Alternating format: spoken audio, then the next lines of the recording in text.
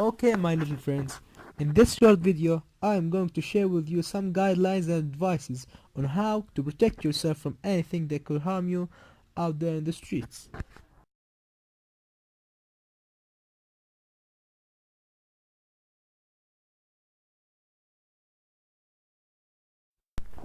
First of all, you need to know that every 3 minutes on the roads, a little child like you dies. Why? Tell me why. Because they're exposed to many risks on the streets, resulting in falls, fractures, wounds, which might have effects that may be reflected on the child's physical or sensory impairment.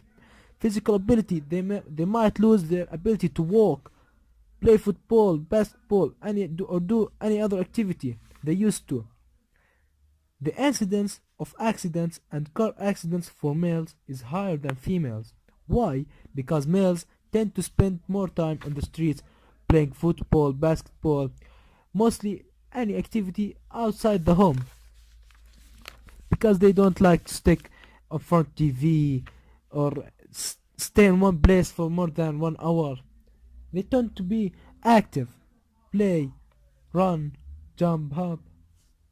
You need to know that most injuries occur in the summer and driving during the night. It's logic. In the summer is different than winter. In winter, we like to stay at home, warming in front of the fireplace. While in summer, we like to have activities, play under the sun, not stay in one place. Enjoy the fresh air, while in and driving during the night. It's it's true. During the night, the lighting, the lights are a little. They're the lights are not enough to see properly. While during the morning, you have the sun. In the night, there's no sun, so you might have crash accidents.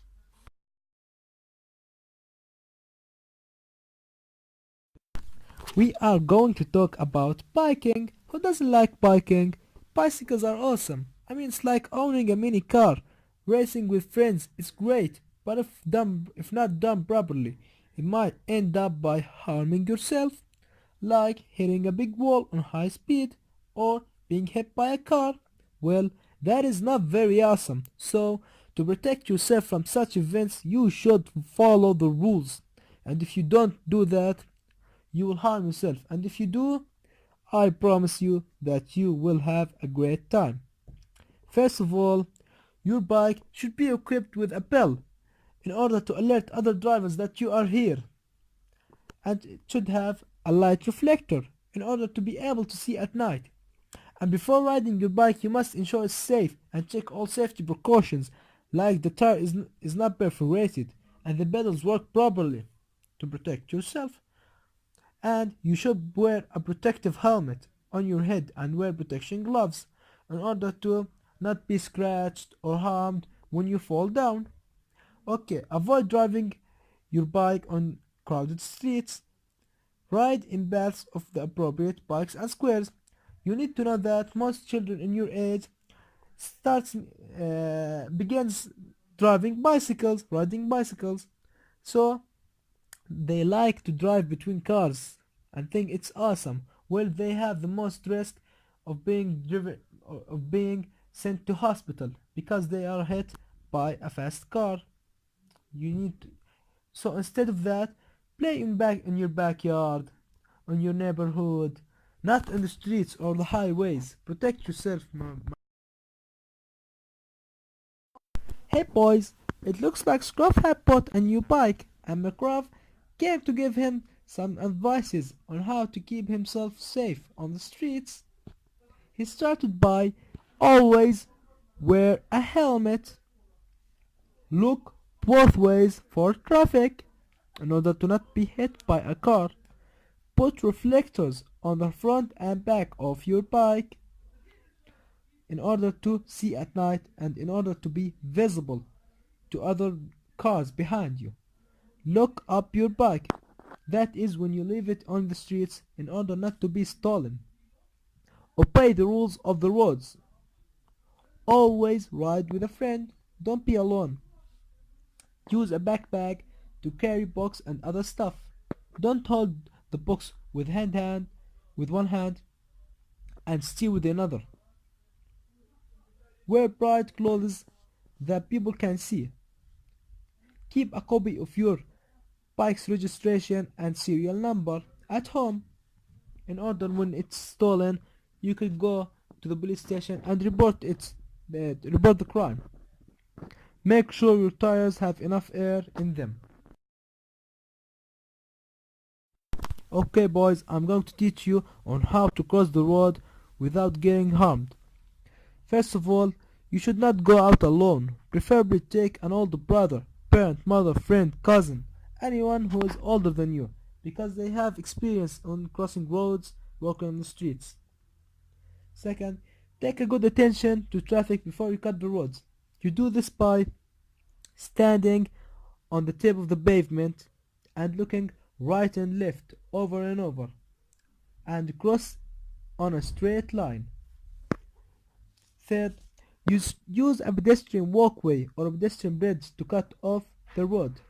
Don't cross the road from the middle of the street because there are many ignorant drivers who might drive over you carelessly without even acknowledging you, hitting you and run away. Avoid traffic between cars even if parked. We are going to talk about rules of riding the car. It's not only car, it might be school bus. First of all, enter and get out of the car when the car is completely stopped. Not partially stopped, it's about to stop, open the door. No, it's not safe. And on the right of the car because the left is facing the street. Always sit in the middle of the back seat. It is the safest seat. Place the seat belt. It is the most important thing in riding car. Seat belt. And make sure it is tightly sealed. Check that all doors are closed before starting the car. Do not open the doors while the car is moving. Sit quietly and do not disturb the driver. That might contribute in injuries or crashes. Do not throw waste out of the window.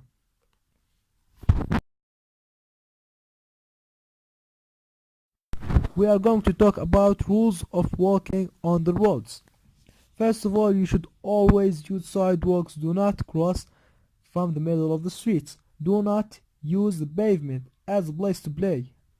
Avoid walking as group on the road, and if you had to walk on a straight line behind each other. Do not run on the roads. Do not rush. These activities might startle the drivers. Walking opposite to cars to be able to see if any driver have lost control to his car and to be able to run away.